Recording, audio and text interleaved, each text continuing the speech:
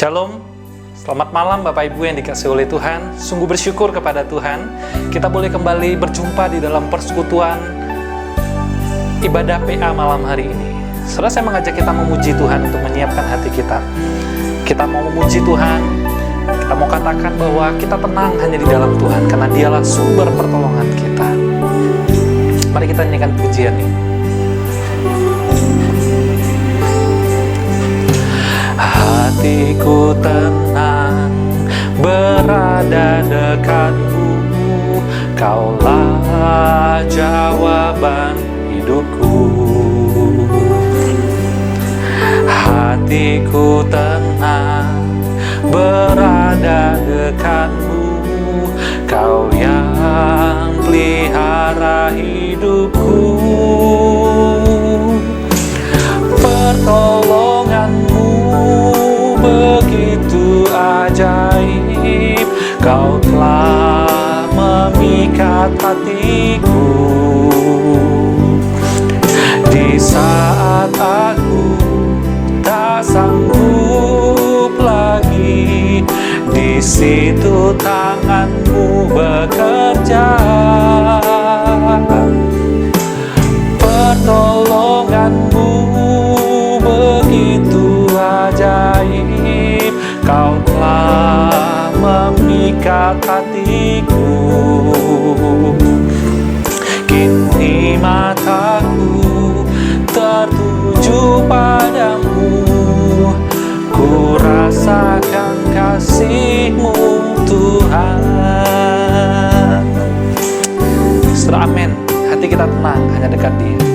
Hatiku tenang berada dekatmu, Kaulah jawaban hidupku.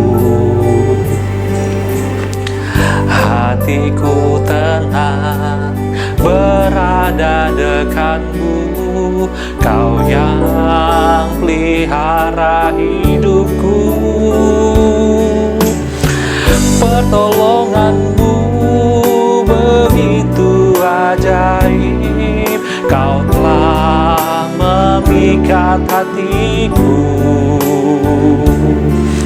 Di saat aku tak sanggup lagi, di situ tanganmu bekerja.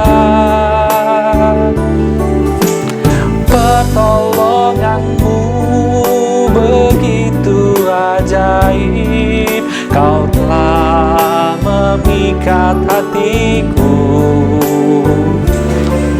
Kini mataku tertuju padamu, ku rasakan kasih-Mu Tuhan. Amin, saudara.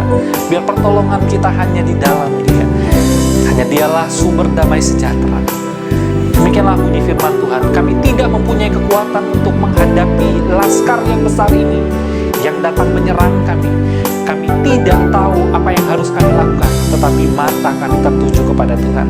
Tetapi kepadamu-lah, ya Allah, Tuhanku, mataku tertuju.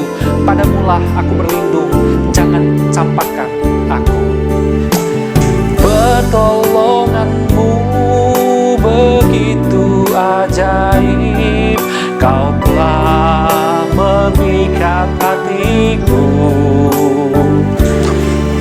Kini mataku tertuju padamu, ku rasakan kasih-Mu Tuhan.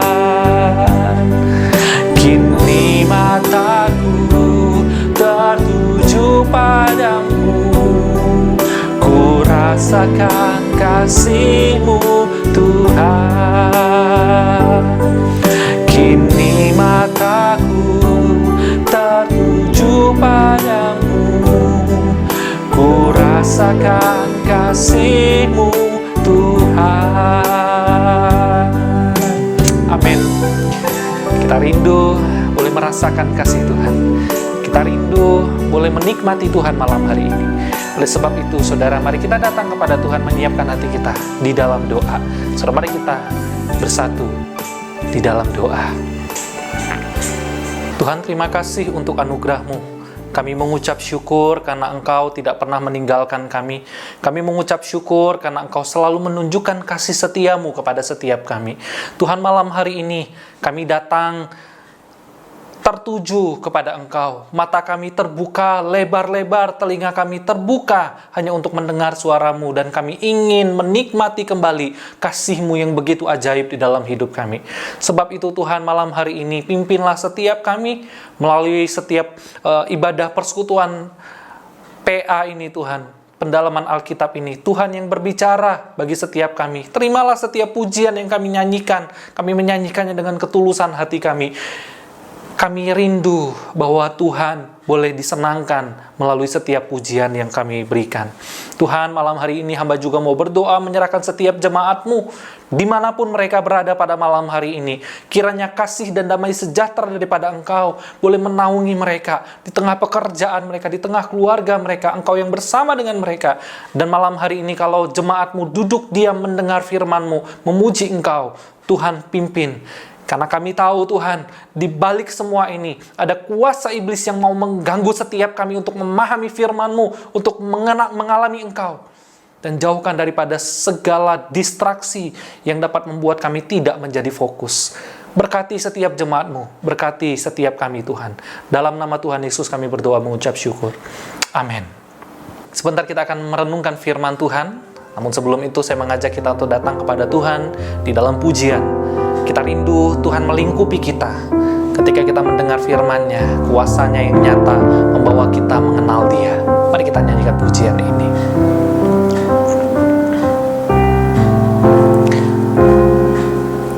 Lingkupiku dengan sayap-Mu, naungiku dengan kuasa-Mu di saat badai bergelora. Ku akan terbang bersama-Mu, Bapa Kau Raja atas semesta. Ku tenang sebab Kau Allahku. Amin, saudara. Ya Tuhan, di dalam Dia hanya ketenangan. Jiwaku tenang dalam Kristus.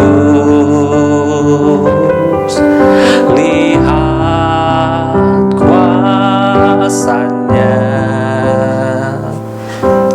dalam keheningan di saat badai bergelora. Ku akan terbang bersama-Mu, Bapa Kau Raja atas semesta. Ku tenang sebab Kau Allahku. Amin. Di saat badai bergelora, ku akan terbang bersama-Mu, Bapa Kau Raja atas semesta. Ku tenang sebab Kau Allahku. Amin, saudara. Hanya Dialah sumber ketenangan kita. Lingkupiku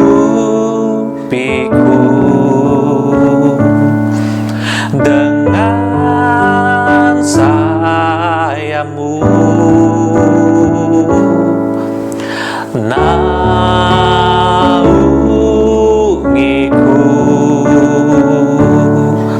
dengan kuasa-Mu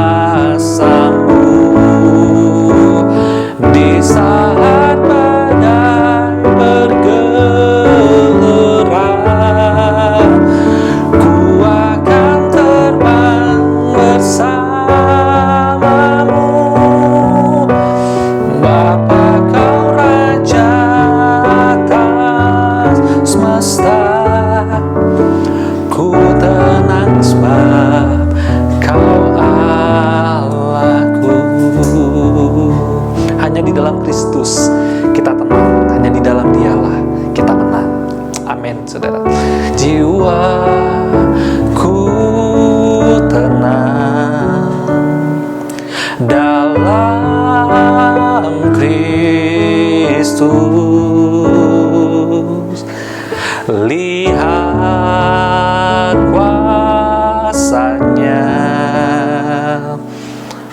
dalam keheningan, di saat badai bergelora, ku akan terbang bersamamu, Bapa Kau Raja atas semesta. Ku tenang sebab Kau Allahku.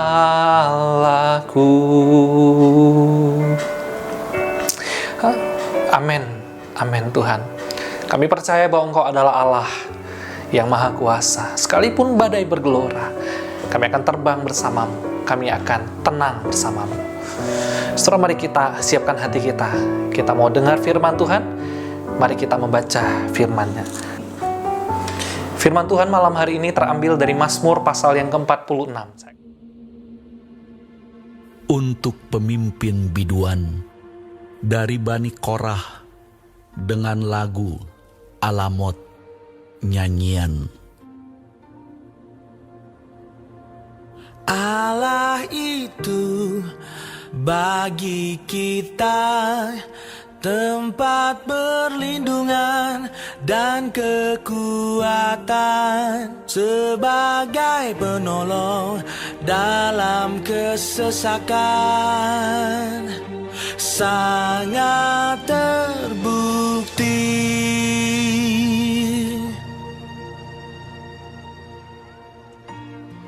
Sebab itu kita tidak akan takut, sekalipun bumi berubah, sekalipun gunung-gunung goncang di dalam laut, sekalipun ribut dan berbuih airnya, sekalipun gunung-gunung goyang oleh geloranya.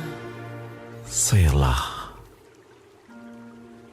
Kota Allah, kediaman yang maha tinggi, disukakan oleh aliran-aliran sebuah sungai. Allah ada di dalamnya. Kota itu tidak akan goncang. Allah akan menolongnya menjelang pagi. Bangsa-bangsa ribut, kerajaan-kerajaan goncang. Ia memperdengarkan suaranya, dan bumi pun hancur. Tuhan semesta alam menyertai kita. Kota benteng kita ialah Allah Yakub. Selah. Pergilah, pandanglah pekerjaan Tuhan yang mengadakan pemusnahan di bumi, yang menghentikan peperangan sampai ke ujung bumi, yang mematahkan busur panah, menumpulkan tombak, membakar kereta-kereta perang dengan api. Diamlah dan ketahuilah bahwa akulah Allah. Aku ditinggikan di antara bangsa-bangsa, ditinggikan di bumi. Tuhan semesta alam menyertai kita. Kota benteng kita ialah Allah Yakub. Selah. Diberkatilah setiap kita yang selalu membaca firman-Nya dan merenungkannya. Mari sebelum kita merenungkan firman Tuhan, saya mengajak kita bersatu di dalam doa. Tuhan, terima kasih untuk anugerah-Mu, karena kami boleh kembali dibawa oleh Tuhan untuk boleh merenungkan firman-Mu. Tuhan, kami sadar di tengah-tengah perenungan firman ini, ada kuasa iblis yang akan mengganggu kami, sehingga membuat kami tidak fokus kepada Engkau. Oleh sebab itu malam hari ini kami berdoa di dalam nama Tuhan Yesus, biar hanya Engkau saja yang berdiri di depan kami, memimpin kami, dan berbicara secara khusus bagi setiap kami Tuhan. Hamba-Mu di dalam setiap keterbatasannya, dan jemaat-Mu di dalam setiap banyak hal yang sedang dihadapi. Tuhan yang pimpin setiap kami. Di dalam nama Tuhan Yesus kami berdoa, dan kami mengucap syukur. Amin. Setelah setiap kita pasti menginginkan kehidupan yang aman dan nyaman, bukan? Setelah kita ingin segala sesuatu di bawah kendali kita. Kita ingin bahwa kita bisa memprediksi segala sesuatu supaya kalau ada masalah kita bisa cegah dan lain sebagainya. Kita pengen kehidupan yang demikian, bukan? Kita pengen tidak ada penderitaan di dalam kehidupan kita ataupun keluarga kita. Kita tidak mau hidup yang susah. Kita pengen segala sesuatu aman dan nyaman. Betul demikian, saudara? Tapi pertanyaannya begini, saudara. Apakah mungkin hal itu bisa terjadi di dalam dunia hari ini? Saudara, kenyataan menunjukkan kepada kita bahwa selama kita ada di dalam dunia ini, kita tidak akan pernah bisa sepenuhnya merasa aman dan nyaman. Bukan demikian, saudara? Nah, saudara, hari ini kita ada di dalam situasi pandemik. Kita tidak tahu, bahkan tidak ada orang yang tahu, yang bisa memprediksikan tentang bagaimana akan berakhirnya pandemik ini. Belum ada, saudara. Tidak ada yang berani memprediksi hal itu. Bahkan ada seorang dokter dari Italia yang berkata begini, bahwa virus corona ini lebih mengerikan daripada sebuah bom. Sebuah bom mungkin bisa menghancurkan kota dalam sehari, tetapi kota bisa dibangun dalam waktu beberapa bulan. Tetapi kalau virus corona ini sudah masuk ke dalam kota kita, itu tidak mungkin hanya untuk sehari. Dan kalau virus corona sudah masuk, maka butuh lebih banyak waktu untuk membangun kembali kerusakan yang terjadi. Tidak ada yang berani, tidak ada yang bisa memprediksi kapan berakhirnya pandemik ini. Di sisi lain, saudara, kita tidak tahu ada yang pasti kondisi ekonomi hari ini. Beberapa waktu ini Menteri Keuangan sudah menyatakan kepada kita bahwa Indonesia sedang dalam masa resesi ekonomi. Apa artinya resesi ekonomi? Artinya akan ada begitu banyak orang-orang kehilangan pekerjaan. Artinya akan ada begitu banyak usaha-usaha yang akan mengalami kebangkrutan. Artinya Indonesia di dalam kondisi ekonomi yang sangat buruk sekali. Sekali lagi, tidak ada yang bisa memprediksi semua ini. Belum lagi masalah yang kita hadapi di dalam rumah tangga kita. Kekerasan rumah tangga, anak yang berontak, relasi suami istri yang berantakan. Ditambah lagi mungkin kita punya masalah dengan orang-orang di sekitar kita. Teman kita mungkin mengkhianati kita, yang menipu kita, atau mungkin kita berhadapan dengan orang-orang yang keras kepala, yang tidak mau mendengarkan kita, yang nggak bisa diajak bicara. Mungkin kita juga menghadapi fitnah dan lain sebagainya. Mungkin ada begitu banyak hal lagi, saudara, di luar itu. Saudara, kalau kita kembali melihat ke belakang, sudah 8-9 bulan kita menghadapi kondisi pandemik ini. Dan yang pasti adalah kebanyakan dari antara kita, pendapatan kita semakin menurun secara drastis, tetapi kebutuhan hidup kita tetap sama. Bahkan kita tetap harus membayar tagihan kita. Bank tidak peduli, kita tetap harus bayar. Mereka tidak peduli sekalipun pendapatan kita semakin berkurang. Belum lagi kita bicara tentang orang-orang yang punya anak untuk sekolah. Sekolah juga tidak peduli dengan penghasilan kita. Tapi kita tetap harus bayar. Maka mau tidak mau, sebetulnya kita harus menyimpulkan kondisi yang sedang terjadi hari ini adalah kondisi yang penuh dengan kekacauan. Hidup yang serba tidak aman, hidup yang serba tidak nyaman, hidup yang serba tidak pasti. Amin, saudara. Maka itu pertanyaannya adalah, apa yang kita lakukan ketika kita hidup di dalam kehidupan yang tidak pasti ini? Kehidupan yang tidak bisa diprediksi ini, kehidupan yang kacau ini, saudara. Soalnya banyak di antara kita pasti akan berusaha mencari yang aman. Tapi pertanyaan, apa yang aman itu? Apa yang membuat kita bisa aman itu? Soalnya beberapa di antara orang mungkin berkata bahwa ada yang berpikir bahwa kalau kita akan aman kalau kita tuh punya banyak uang. Kalau kita punya banyak uang, kita bisa lakukan investasi supaya apa? Nanti kalau pandemik sudah berakhir, kita sudah punya tabungan di masa mendatang. Kita bisa beli rumah, kita bisa beli tanah kalau kita hari ini punya uang banyak. Betul demikian? Betul, memang investasi itu penting, punya uang itu penting, punya tabungan itu penting. Tapi kita mesti ingat, saudara, seberapa kuat harta yang kita punya itu bisa menopang kehidupan kita dan membuat kita tetap aman. Mungkin ada di antara kita atau orang lain yang berkata juga bahwa kita akan aman kalau kita itu punya banyak relasi. Kalau kita membangun relasi dan koneksi kepada banyak orang, semakin banyak teman, semakin banyak kenalan, masa depan kita akan baik, kita akan lebih terjamin begitu. Apalagi kalau kita punya koneksi kepada orang-orang kaya, orang-orang yang berkuasa, maka di masa mendatang mereka akan bisa menolong kita. Setelah saya mau katakan, betul memang punya koneksi, punya relasi dengan orang lain itu sangat penting sekali. Dan itu bisa menolong kita. Tetapi saudara, kita mesti ingat, pertolongan yang seperti ini adalah pertolongan yang sangat goyah, saudara, sangat mudah goyah. Kenapa? Karena manusia itu pasti akan berubah. Manusia pasti akan berubah. Lalu kemudian ada juga yang mungkin berkata hari ini, apa yang menjanjikan rasa aman? Apa yang membuat orang itu bisa aman hari ini, saudara? Setelah seluruh dunia hari ini menantikan dan menunggu vaksin corona itu boleh keluar, saudara. Sering ini adalah hal yang paling ditunggu-tunggu oleh umat manusia seluruh dunia, yaitu vaksin corona. Kalau vaksin ini keluar, maka semua akan tenang, semua akan aman, semua kembali normal. Nah, saudara, tidak salah, tetapi kembali lagi, siapa yang dapat memastikan?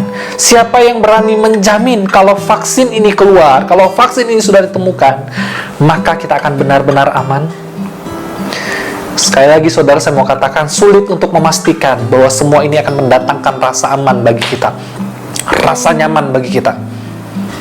Nah, kalau begitu pertanyaannya adalah, bagaimana kalau begitu? Bagaimana kita bisa mendapatkan rasa aman yang sejati itu kalau begitu, saudara?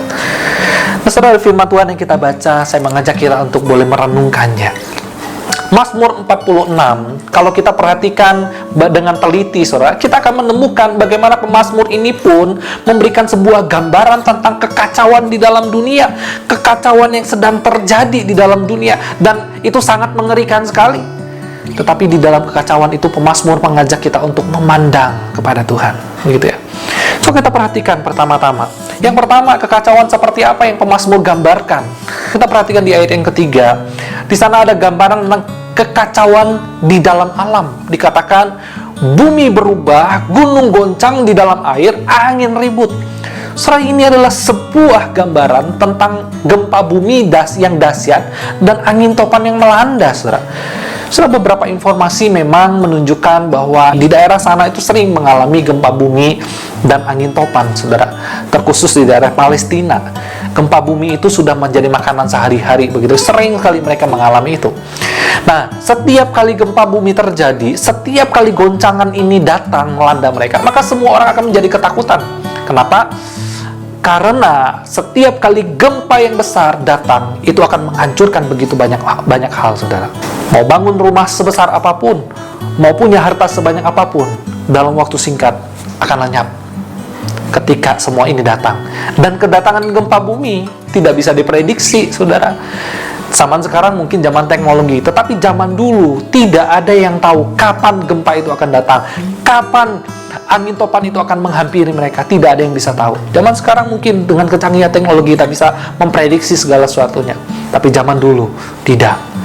Bagi orang zaman dulu, hal seperti itu adalah kekacauan. Tiap kali itu datang, maka itu akan memporak-porandakan segala sesuatu. Hidup menjadi tidak pasti, hidup menjadi menderita, hidup menjadi susah, segala sesuatu menjadi berantakan. Lalu kemudian yang kedua, pemazmur menggambarkan kekacauan yang terjadi, yaitu adalah masalah politik, saudara. Mari kita perhatikan ayat yang ke-7, dikatakan begini. Bangsa-bangsa ribut, kerajaan-kerajaan goncang, ia memperdengarkan suaranya, dan bumi pun hancur. Saudara, perhatikan ayat yang ke-7. Dikatakan bangsa-bangsa ribut dan kerajaan goncang. Saudara, artinya apa? Saudara, ini adalah gambaran tentang sebuah kekacauan dan ketegangan politik di antara bangsa-bangsa. Bangsa-bangsa ribut dan kerajaan goncang. Apa maksudnya, saudara? Saudara, maksudnya ini adalah satu ketegangan politik. Tidak ada yang bisa memastikan akan selalu stabil. Bangsa-bangsa negara tidak ada yang bisa memastikan akan selalu aman dan nyaman.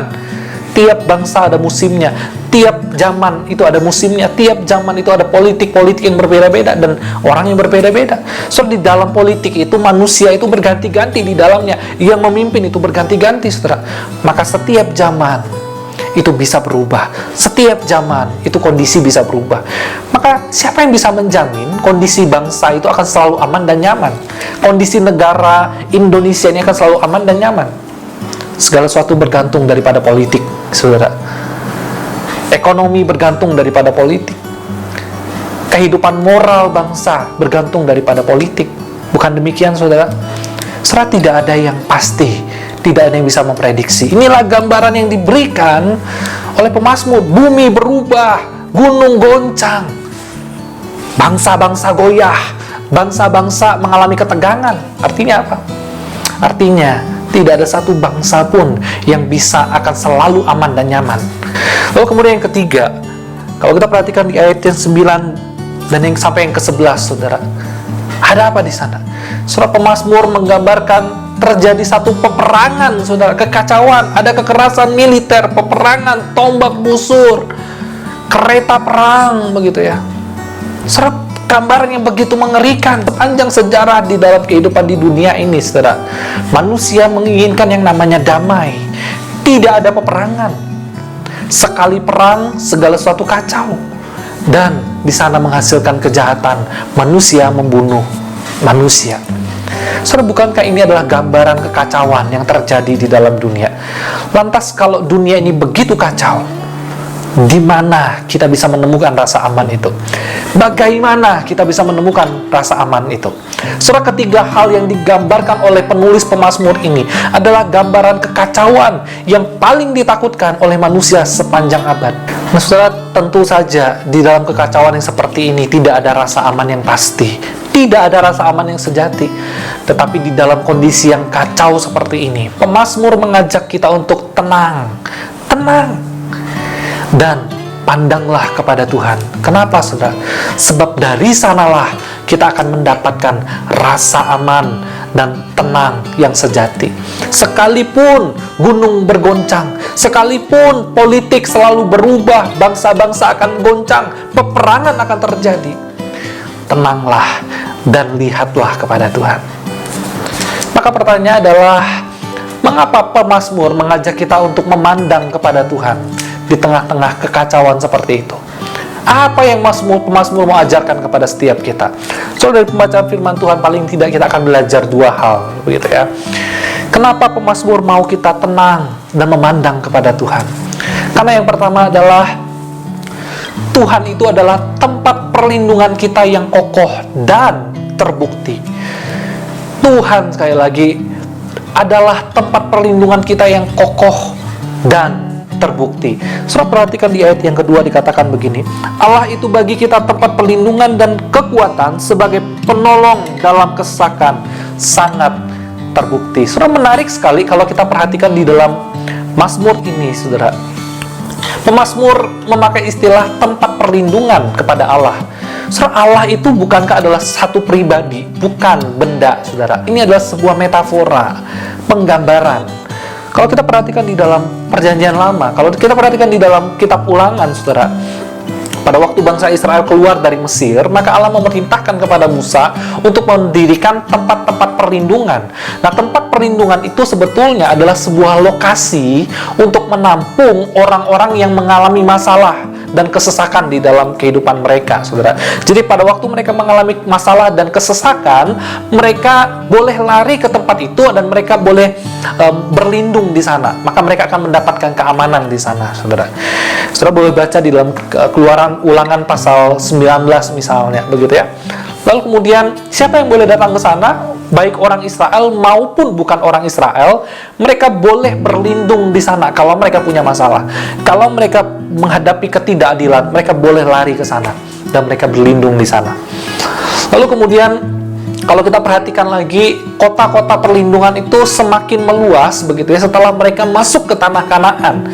Pada waktu bangsa Israel masuk ke tanah Kanaan, maka Allah memerintahkan supaya kota-kota perlindungan itu diperluas, diperbanyak lagi. Awalnya Musa hanya mendirikan 3 tempat, yaitu di Bezer, di Ramot, dan di Golan. Tapi setelah mereka masuk ke tanah Kanaan, maka kota-kota perlindungan itu ditambah 3 lagi, saudara. Tujuannya apa? Tujuannya adalah agar mereka yang punya masalah, mereka yang dapat pergumulan ini dan dalam kesesakan, mereka itu bisa dengan mudah mendapatkan perlindungan di sana. Nah, saudara, pada waktu pemazmur menggunakan Allah itu adalah tempat perlindungan, saudara, di sini adalah sebuah metafora untuk menunjukkan bahwa Allah itu begitu peduli dengan umatnya. Allah itu begitu mengasihi umatnya. Allah itu mau menerima umat-umatnya. Sekalipun umat-umatnya sudah tidak punya apapun, hidupnya sudah kacau, sekalipun tidak ada hal yang bisa dibawa kepada Tuhan, Allah tetap akan menerima mereka. Dan bahkan Allah akan melindungi mereka. Saudara, metafora Allah itu tempat perlindungan, itu juga sebuah jaminan yang sebetulnya pemazmur mau tunjukkan kepada setiap kita, bahwa Allah tidak akan pernah meninggalkan umatnya, bahwa Allah selalu setia melindungi umatnya.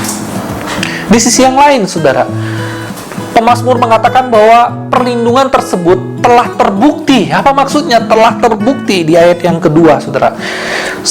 Pemazmur mengatakan telah terbukti ini mau menunjukkan bahwa sesungguhnya apa yang dikatakan oleh pemazmur, Allah itu adalah kota atau tempat perlindungan, itu bukan omong kosong, tetapi ini adalah sesuatu yang pernah dia alami. Dan pemazmur mengatakan ini sebagai satu fakta yang pernah dia lihat di masa lalu. Bagaimana Allah melindungi, bagaimana Allah menyertai bangsa Israel dan umatnya, bagaimana Allah menjaga mereka dari segala tindak kejahatan, bahkan bagaimana Allah melindungi mereka daripada berhala-berhala orang-orang kafir. Pada waktu pemazmur berkata Allah itu tempat perlindungan, dan itu sudah terbukti. Pemazmur sedang menyaksikan tentang pengalaman di masa lalunya, bahwa dia pernah melihat sendiri, bahwa dia pernah menyaksikan sendiri bagaimana Tuhan itu berjalan, bagaimana Tuhan itu melindungi kehidupan dia dan umatnya.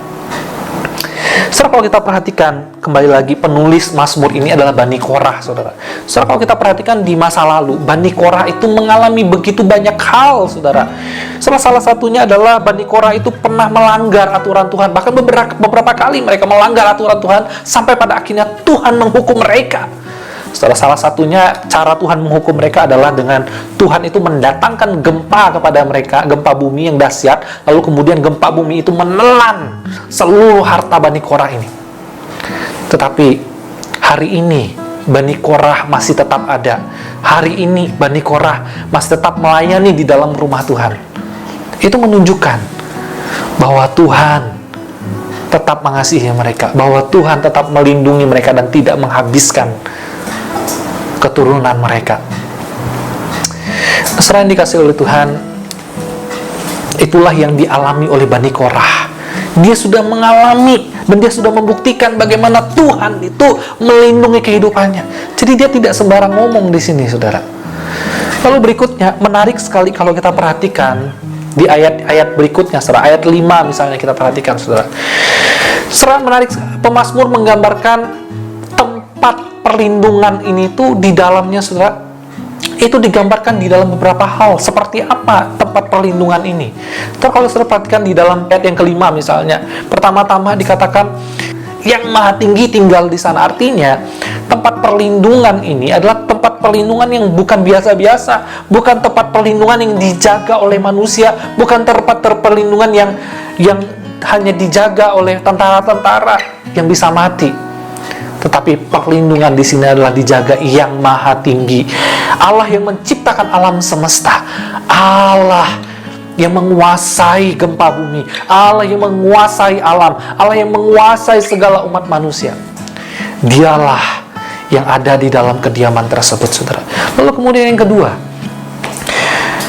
pemazmur menggambarkan tempat perlindungan itu, di dalamnya itu ada aliran sungai yang disukakan sekali. Ada sebuah gambaran tentang satu kehidupan yang damai, kehidupan yang penuh dengan kesegaran dan kelegaan. Sungai mengingatkan kita tentang Taman Eden sebelum manusia jatuh ke dalam dosa, di mana di dalam kehidupan Taman Eden itu manusia bisa hidup dengan tenang tanpa ada kejahatan. Manusia bisa berhubung dengan Allah tanpa ada gangguan. Manusia bisa tetap fokus dan berkomunikasi dengan Tuhan sebebas-bebasnya. Serada ketenangan, ada damai sejahtera di dalamnya. Nah, oleh sebab itu, saudara, pada waktu pemazmur berkata, Tuhan adalah tempat perlindungan kita, itu sebetulnya mau menunjukkan kepada setiap kita bahwa di dalam tempat perlindungan itu ada damai sejahtera, ada ketenangan, ada kehidupan yang layak, ada kenyamanan, saudara. Jadi orang-orang yang datang dan berlindung kepada Tuhan akan menikmati semua itu. Jadi orang-orang yang datang dan mencari pertolongan di dalam Tuhan akan mendapatkan semua itu. Saudara, metafora tentang Tuhan adalah tempat perlindungan. Itu mau menunjukkan bahwa di sana kita bisa diam bersama dengan Tuhan. Di sana kita bisa damai bersama dengan Tuhan. Dan tidak ada yang perlu kita khawatirkan. Tidak ada yang perlu kita takutkan tentang apapun. Kenapa? Karena Tuhan bersama dengan kita. Dan pada waktu kita memberikan hidup kita kepada Tuhan dan mempercayakan semuanya kepada Tuhan, maka tidak ada yang perlu kita takutkan. Amin, saudara. Nah, saudara, mungkin banyak di antara kita sudah tahu tentang safe house atau rumah aman.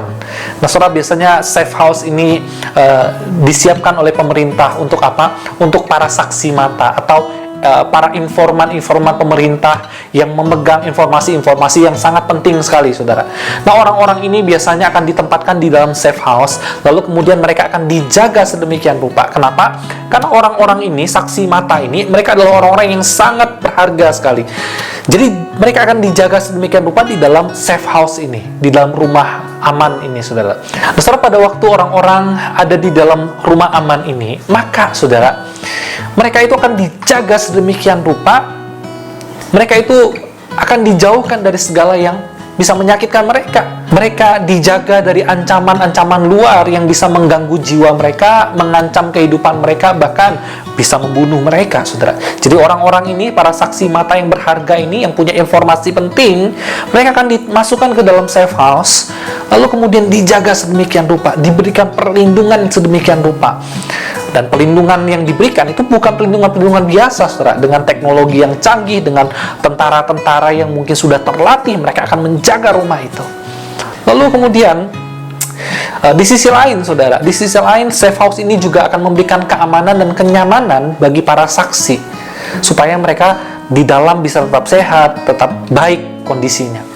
Lalu, saudara, tempat safe house ini harus tempat yang sangat dirahasiakan, begitu ya, saking rahasianya, jadi tidak boleh diketahui oleh siapapun. Kalau ada satu orang yang di luar sana tahu, saudara, maka segala sesuatu akan dipindahkan, begitu ya.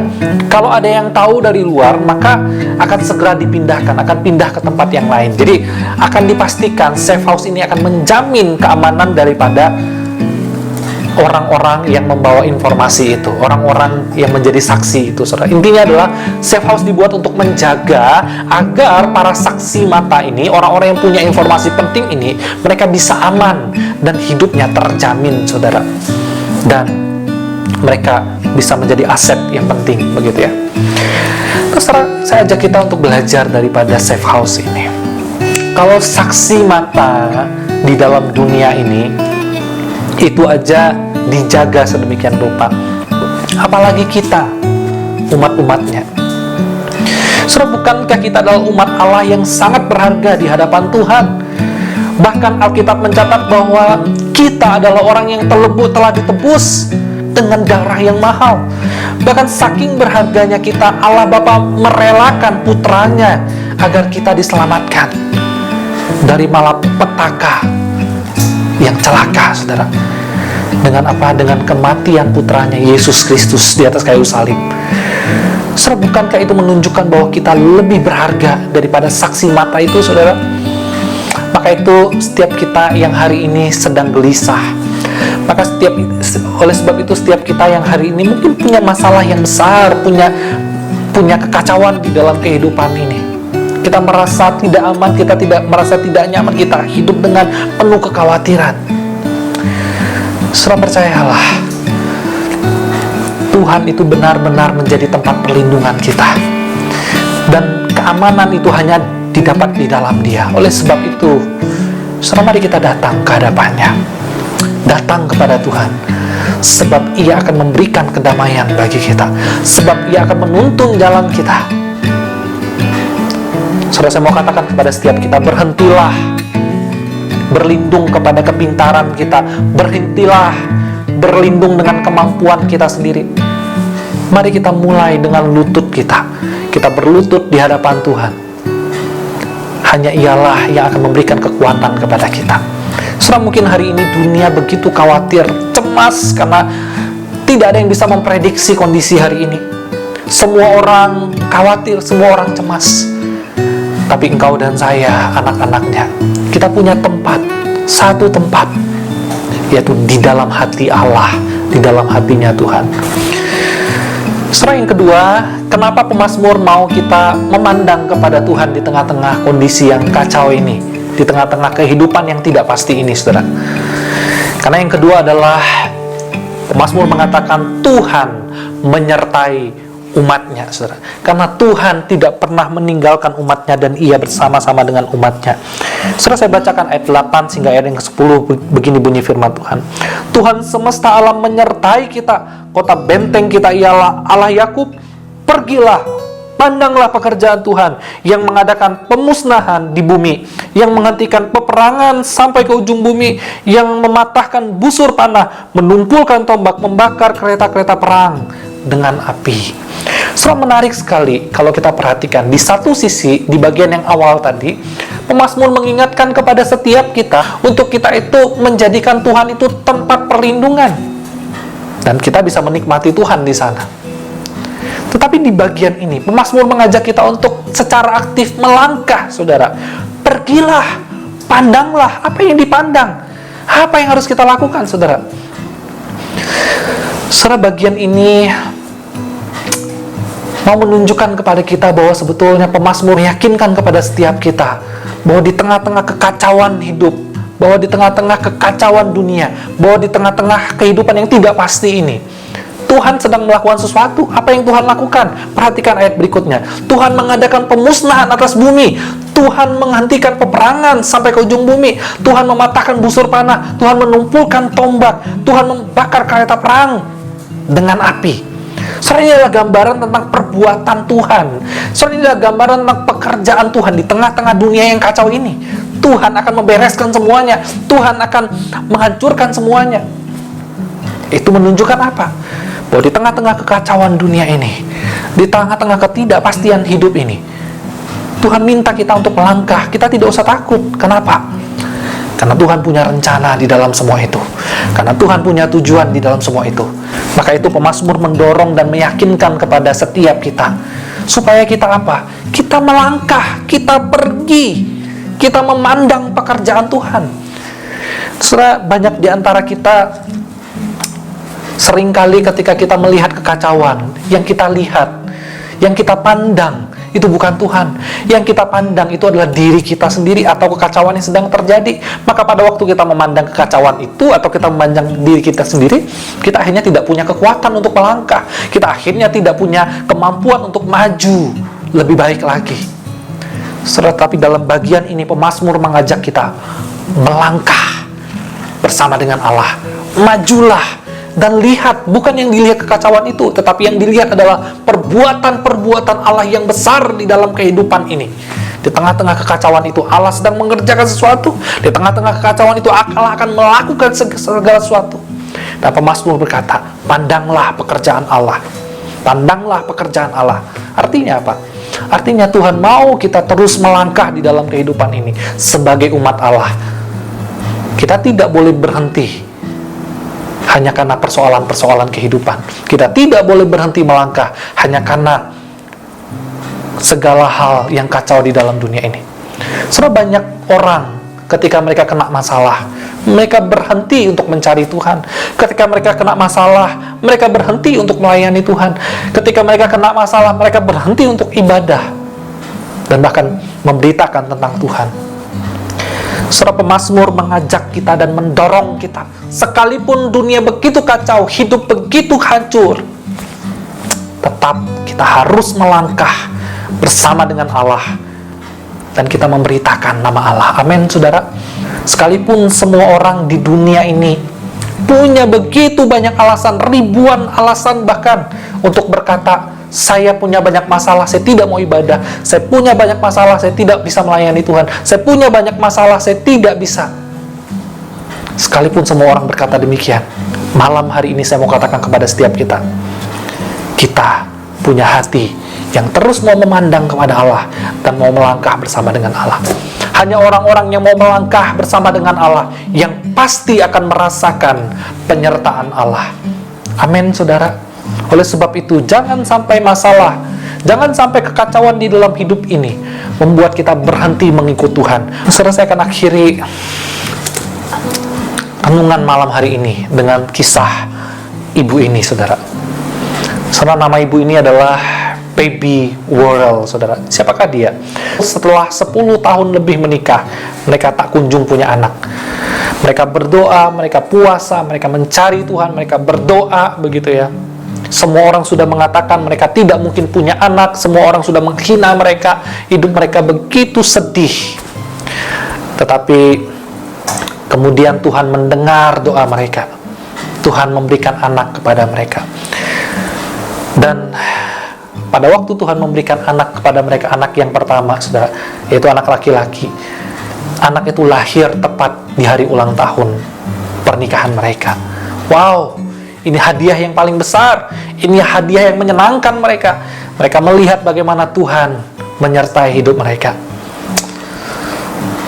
Tetapi tragisnya, saudara, 11 bulan setelah anak itu lahir di dalam dunia, lalu kemudian anak itu meninggal karena penyakit di masa itu. Saudara, hati Baby dan suaminya begitu sedih sekali. Tapi mereka tak putus asa. Mereka tetap mencari Tuhan. 1 tahun kemudian, setelah mereka berdoa bergumul, Tuhan kembali memberikan kepada mereka seorang anak, saudara. Itu anak laki-laki lagi, yang mereka namai Samuel, saudara. Saudara, Baby tidak mau gagal lagi di dalam kesempatan yang kedua ini. Saudara, dia merawat Samuel sedemikian rupa, dia menjaga Samuel sedemikian rupa, dan dia mencurahkan seluruh perhatiannya kepada Samuel sedemikian rupa, saudara. 7 minggu anak ini lahir, lalu kemudian anak ini meninggal juga. Saudara, kematiannya bahkan lebih cepat daripada anak yang sebelumnya. Saudara, hati Baby dengan suaminya begitu hancur sekali. Mereka sedih hatinya. Kesempatan kedua diberikan, tapi mereka juga mengalami kegagalan. Tetapi saudara, yang menarik dari kisah ini adalah Baby tidak marah kepada Tuhan. Dia tetap mencari Tuhan. Dia tetap percaya bahwa Tuhan adalah sumber kekuatan di dalam hidupnya, bahwa Tuhan itu adalah benteng, kota benteng pertahanan di dalam kehidupannya. Dia tidak akan digoyahkan oleh karena hal-hal seperti ini. Mereka terus berdoa. 3 tahun kemudian, saudara, Tuhan kembali memberikan mereka anak, dan mereka dikaruniai seorang anak perempuan, saudara, namanya Elisa. Setelah pada waktu Baby akan melahirkan anak ini, Baby bergumul sekali, kesakitan, sampai akhirnya mau mati rasanya, kata Baby. Nah, di tengah-tengah dia bergumul kesakitan untuk melahirkan bayi yang ketiga ini, saudara, Baby berjanji kepada Tuhan, Tuhan, kalau saya selamat dan anak ini selamat, saya berjanji saya akan menyerahkan hidup saya sepenuh-penuhnya kepada Engkau, dan saya akan melayani Engkau, Tuhan. Lalu kemudian benar, saudara, Baby bersama dengan bayi ini selamat. Lalu setelah itu anak ini selamat, dan kemudian setelah segala sesuatu sudah membaik, bayi ini sudah berumur sekian bulan, lalu kemudian Baby pergi sekolah teologi, meninggalkan bayi ini bersama dengan seorang perawat yang kemudian tidak sengaja menjatuhkan alkohol di kelambu bayi ini, dan kemudian membakar habis, dan membuat bayi yang ketiga ini kemudian mati lagi. Saudara, Baby begitu hancur hatinya, Baby begitu sedih hatinya, dan di dalam kesedihan yang mendalam itu, saudara, Baby menangis di hadapan Tuhan, dan dia membuka Alkitabnya. Oh, alangkah dalamnya kekayaan, hikmat, dan pengetahuan akan Allah. Sungguh tak terselidiki keputusan-keputusannya, dan tak terselami jalan-jalannya. Saudara, Pebi sadar bahwa dia tidak bisa mengandalkan semua itu. Pebi sadar bahwa dia tidak bisa mengandalkan anak dan suaminya, melainkan dia hanya bisa mengandalkan Tuhan di dalam hidupnya. Dalam setiap kesedihan yang dialaminya, saudara, dia dapat tetap bertahan karena dia tidak menaruh harapannya kepada hal-hal di luar Tuhan, tetapi dia justru menaruh harapannya kepada Tuhan, karena dia sadar bahwa Tuhan adalah kota benteng yang tidak akan pernah goyah, karena dia sadar bahwa Tuhanlah kekuatan di dalam hidupnya. Saudara, Tuhan memakai kisah hidup ini, memakai peristiwa ini menjadi titik balik di dalam kehidupan iman Pebi. Setelah anaknya yang ketiga meninggal, dia benar-benar pergi sekolah teologi, lalu kemudian Tuhan memakai kehidupan Pebi dan dia memperkenalkan Pebi kepada seorang anak muda yang dilayani oleh Pebi, dan anak pun pemuda ini dipengaruhi oleh Pebi dan mengalami pertobatan, dan anak muda ini di dalam kehidupannya dipakai oleh Tuhan menjadi penginjil, pengkhotbah yang luar biasa, membawa begitu banyak jiwa untuk kemuliaan bagi nama Tuhan. Siapa anak muda ini, saudara? Dia adalah D.L. Moody.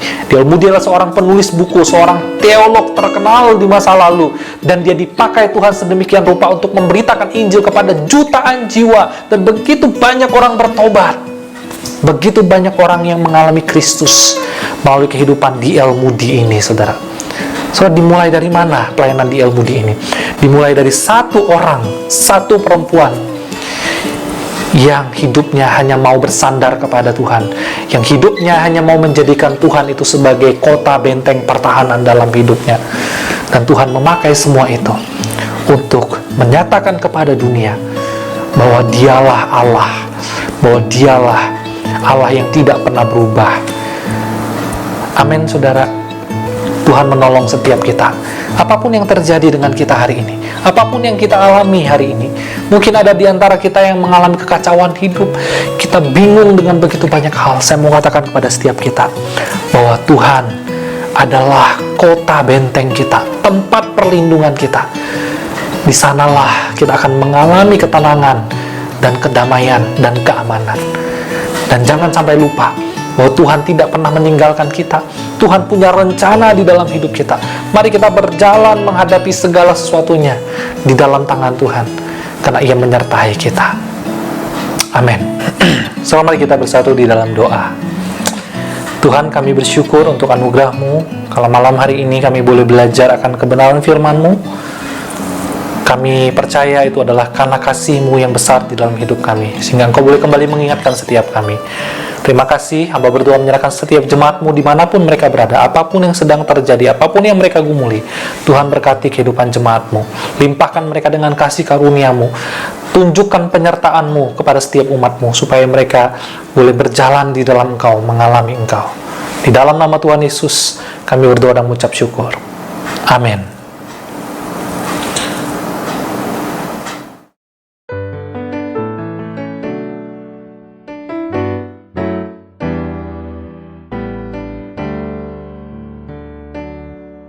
Tuhan Sang Raja alam semesta,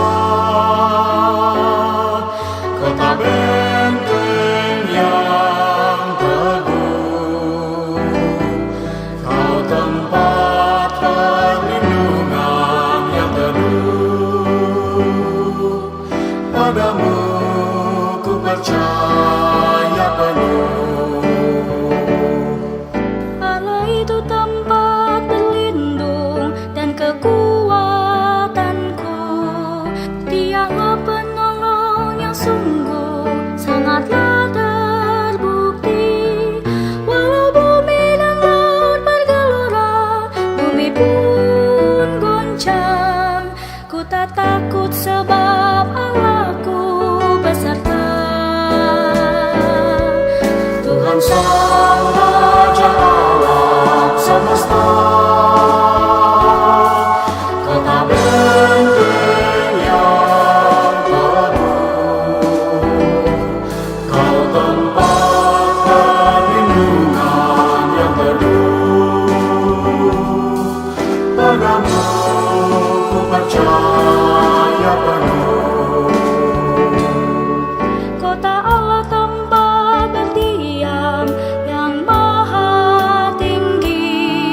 Di sanalah sumber